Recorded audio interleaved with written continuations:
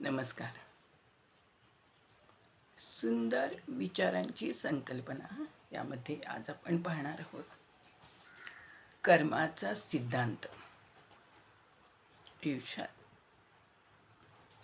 कर्म फार महत्त्वाचे आहे. कधी कधी आपण एखादं चांगलं सत्कर्म करतो, ते खूप फलदायी ठरतं.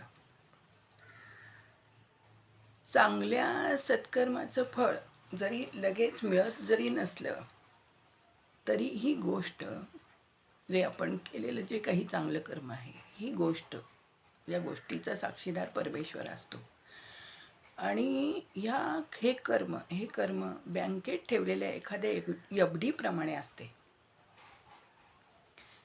विश्वाचा नायक भगवंत, त्याच्याकडे प्रत्येक चांगल्या वाईट गोष्टीची नोंद असते.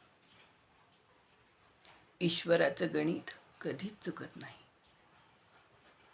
वेळ आली की त्याच सत्कर्माचं फळ आपल्याला कित्येक पटीने जास्त मिळून जातं. जणू बँकेत ठेवलेल्या एफडीला ज्याप्रमाणे चक्रवाढ व्याज मिळतं, त्याचप्रमाणे आपण केलेली एखादी सत्कर्माची गोष्ट, एखादी चांगली गोष्ट कालांतराने भविष्यात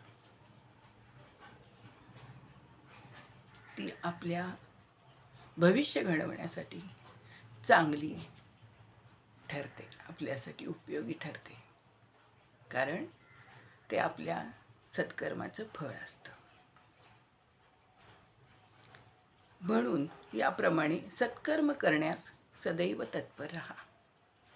त्याचप्रमाणे चुकीच्या पापकर्माची शिक्षा ही लगेच मिळत नसली तरी कालांतराने ती वाढत जाऊन प्रारब्धाचे भोग बनून ती समोर येते. म्हणून कर्म करताना चांगले वाईट समजून घेऊन सावधगिरीने कर्म करावे. सत्कर्माची फळे गोड असतात आणि दुष्कर्माने शेवटी दुःखच वाटायला येते. म्हणून सतत नामस्मरणात राहून आणि चांगले कर्म करावे. जगात अशा कित्येक घटना घडतात ज्या ईश्वराच्या प्रत्यक्ष अस्तित्वाची साक्ष देतात. आणि ही चांगली सत्कर्म करण्याची बुद्धी येण्यासाठी आपण थोडी तरी अध्यात्माची कास धरली पाहिजे, नामस्मरणात राहिले पाहिजे, ग्रंथांचे, चांगल्या विचारांचे पोषण केले पाहिजे, चांगले वाचन केले पाहिजे. आणि या नामस्मरणाच्या पावलांनी आणि ह्या चांगल्या विचारांची पावलांनी आपल्या हातून वाईट कर्म घडू शकत नाही आणि आपल्याला सतत सत्कर्म करण्याचीच बुद्धी येते. आणि कालांतराने हे आपले केलेले सत्कर्म हे भविष्यात आपले उज्ज्वल भविष्य बनवण्यासाठी उपयोगी पडते.